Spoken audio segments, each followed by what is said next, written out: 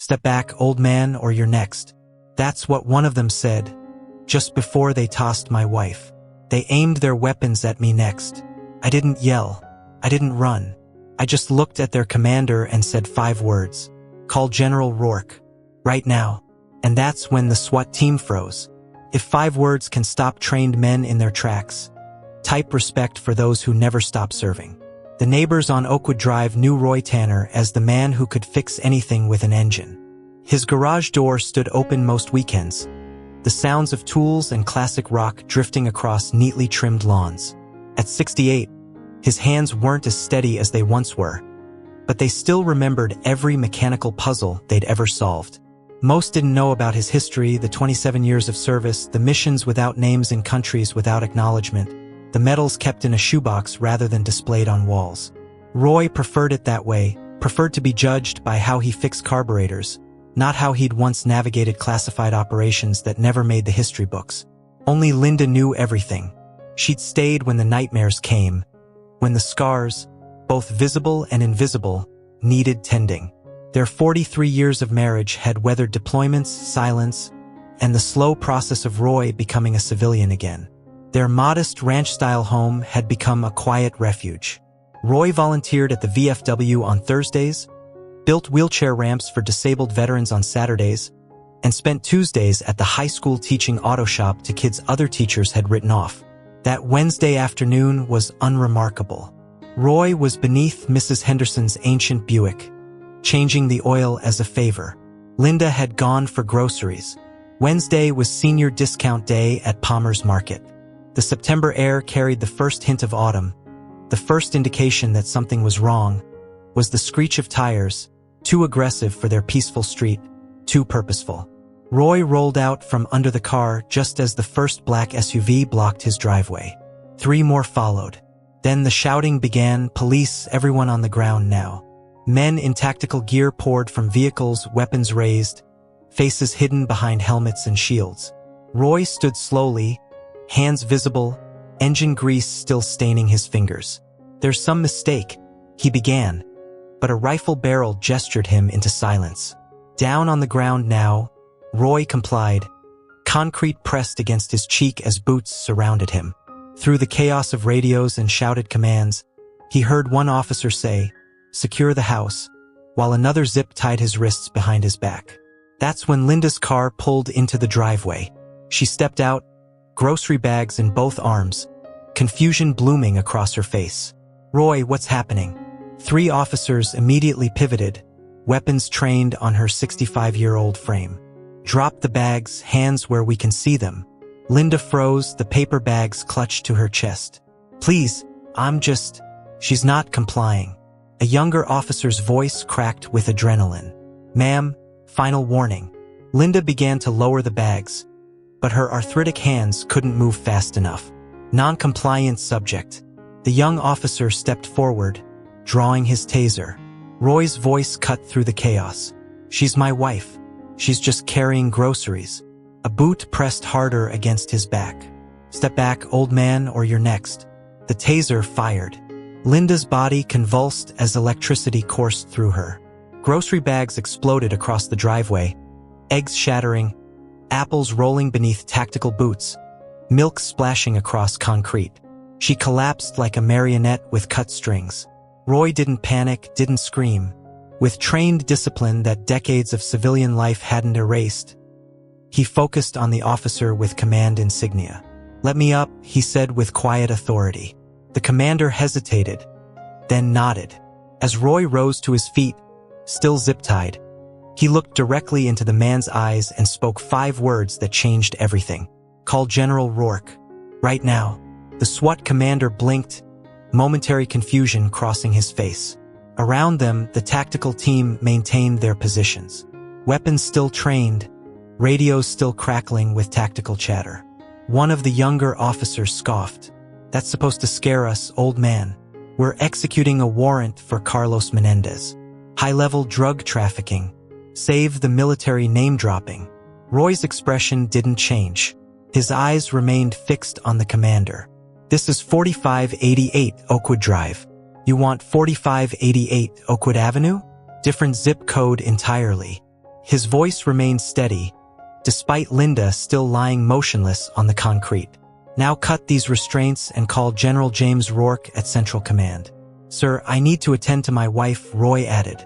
"She has a heart condition." The commander hesitated, uncertainty creeping into his professional facade. "Check the address," he ordered one of his team. While they verify, Roy spoke again. "Left inside pocket of my jacket. Look, but don't touch." The commander cautiously approached, reaching into Roy's jacket pocket with gloved hands. He withdrew a worn metallic badge with a Black Eagle insignia, unmistakable to anyone with military intelligence background. "Black protocol clearance," Roy said quietly. The room went still. Even the radio seemed to quiet. One of the tactical team members, older than the others, whispered something to the commander. "Sir, that's not just military. That's classified Tier 1 operations. That's Rochambeau real." The commander's demeanor shifted immediately. "Get the medic over here now," he barked. "Cut his restraints." As Roy knelt beside Linda, checking her pulse with practiced fingers, the operation crumbled around him. One officer frantically worked his phone, presumably verifying Roy's identity through database searches. Another radio dispatched to confirm the address discrepancy. "You hit the wrong house," Roy stated flatly, helping Linda to a sitting position as the medic arrived. "You didn't bother to verify. You escalated without cause, and you used excessive force on a senior citizen carrying groceries." Across the street, a neighbor filmed the entire scene from his porch. Later, he would tell reporters he just said 5 words, and the SWAT team lowered their rifles like watching someone flip a switch. The commander approached, his helmet now removed, revealing a face blanched with realization. "Sir, we had intelligence that—" "You had nothing?" Roy interrupted, his voice still calm, but carrying an edge that made the officer step back. "What you had was adrenaline and authority without accountability." Linda's eyes fluttered open, confusion and pain evident. "Roy, I'm here," he assured her, then looked back at the commander. "I'm taking my wife inside now. Your team will remain outside. You will call General Rourke immediately." The young officer who had fired the taser stood frozen, the weight of his mistake visibly crushing him as Roy helped Linda to her feet. Another team member quietly collected the scattered groceries, a futile gesture of apology. As they walked slowly toward their front door, the whispers among the tactical team told Roy everything. Database searches had confirmed his identity. His name had appeared on lists they weren't supposed to know existed. Lists that made even hardened SWAT officers nervous. They had come expecting to find a drug dealer. Instead, they had tossed the wife of a ghost. "If respect came before assumptions, maybe no one would have gotten hurt," comment on her. "If you believe real heroes don't need to yell." 40 minutes passed inside the Tanner home. Linda rested on the sofa, an ice pack pressed against her chest where the taser barbs had struck. Roy sat beside her, one hand always touching hers, his eyes frequently checking the driveway through parted curtains. The SWAT team remained outside, their earlier bravado deflated. 2 officers had been dispatched to the correct address only to discover that their target had moved months ago. The command vehicle's radio traffic had shifted from tactical operations to damage control. When the black SUV with military plates pulled up, it did so without sirens or flash. Just a deliberate stop behind the police vehicles. The man who emerged wore no uniform, just a charcoal suit that suggested authority without needing insignia. General James Rourke stood a moment surveying the scene with the practiced eye of someone who had assessed far more dangerous situations. 62 years old, with silver hair cut to regulation precision. He moved with purpose toward the house without acknowledging the SWAT commander who hurried to intercept him. Roy met him at the door. The 2 men stood silently for a moment, decades of shared history speaking in the silence between them. Then, with precise formality, General Rourke raised his hand in a crisp salute. Roy returned it, his first salute in 15 years. "They told me you were dead," Rourke said finally. "Only professionally," Roy answered. Rourke's gaze moved past him to Linda on the sofa. His jaw tightened visibly. When he turned to face the assembled tactical team, the general's voice carried across the front yard without needing to shout. Authority radiated from him like heat. This man, he began gesturing toward Roy, wrote the protocols you just broke. The officers stood motionless. One of them, the older team member who had recognized the significance of Roy's badge, suddenly paled in recognition. Tanner, he whispered. R.J. Tanner, you wrote the Civilian Engagement Handbook, the one we studied in advanced training. Roy nodded once, acknowledgement without pride. Rourke addressed the SWAT commander directly now. You didn't detain a suspect today. You humiliated a national asset, a man whose operational experience likely exceeds your entire team's combined. The commander started to speak, but Rourke cut him off. The officer who deployed a taser without proper threat assessment, where is he? The young officer stepped forward, trembling visibly. Your equipment. Now. Without protest, the young man removed his tactical vest, sidearm, and badge, placing them on the hood of the nearest vehicle. You're relieved. Report to your captain for administrative reassignment. No one spoke as the officer walked to a patrol car and sat inside. Head bowed in the realization that his career had just imploded. Rourke turned back to Roy, reaching inside his suit jacket. He withdrew a sealed envelope and extended it. This contains 2 things, the general explained quietly. A formal apology from the department and reinstatement of your clearances. We need you back, Roy. The world hasn't gotten any safer. Roy looked at the envelope but made no move to take it. The world never changes, James, he replied. Just the uniforms and the weapons. He glanced back at Linda, who watched from the doorway now. My service is to her now and to the people who need car repairs, not tactical solutions.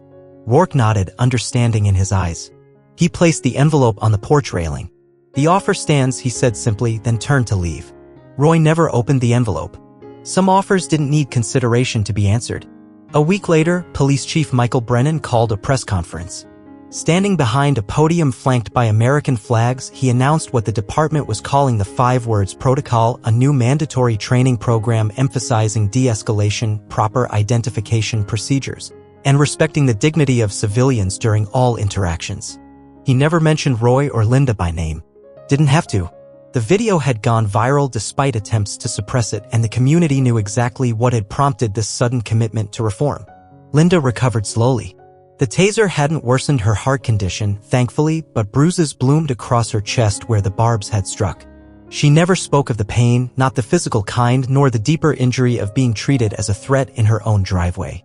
But something had changed in her posture. She stood taller beside Roy at the grocery store, met the eyes of officers they passed, refused to be diminished by what had happened. Roy continued his routines. Mrs. Henderson's Buick got its oil change. The VFW still saw him on Thursdays. The high school auto shop students still learned that second chances were sometimes hidden beneath engine grease and patient instruction. But the neighborhood noticed the differences. How every patrol car slowed near the Tanner driveway. How officers nodded first when they passed Roy on his morning walks. How an unmarked black SUV appeared occasionally, its driver leaving small packages on the porch. Books, bottles of good whiskey. Once a restored photograph of a much younger Roy standing among men whose faces were carefully blurred. 3 months had passed since the incident when a rookie officer's cruiser broke down not far from the Tanner home. Before the young man could even radio for help, Roy stepped out of his garage, tools in hand. Silent and steady, he joined the officer under the hood. As they worked side by side, the younger man finally found the courage to speak. Sir, he began, voice tentative. Back at the academy, everyone's talking about you. About what happened. They say you could have ended careers that day, just one call, that's all it would have taken. He paused, his hands frozen on the wrench. Why didn't you? Roy tightened a bolt before answering, calm and deliberate. Because revenge doesn't fix engines, he said. He glanced over, adding quietly, and it doesn't fix people either. Moments later, the engine came to life on the first try. Roy wiped his hands clean on an old rag and stepped back. Thank you, sir, the officer said, each word weighted with respect. Roy, he replied. Just Roy. Later that week, outside the VFW hall, a reporter ambushed him, microphone extended, eyes sharp. Mr. Tanner, she pressed, why didn't you fight back when they attacked your wife? You had the training. You had the right. Why only 5 words and no action? Roy looked directly into the lens, his face unreadable. Not defiant. Not ashamed. Just steady. Because 5 words were louder than fear, he said. And sometimes, he added, strength isn't found standing over someone else. It's found in standing your ground. With that, he turned and walked away, back to his truck, back to the quiet life he'd chosen after decades of service. A life that wouldn't make headlines or fill display cases with medals. Just a man who fixed what was broken. A man who knew that real strength didn't shout to be heard. That authority, the kind that lasts, often comes not through power, but through restraint. A man who had once been trained to break things and who now chose to build instead. Follow stories if you believe some men don't need titles to lead or force to be strong.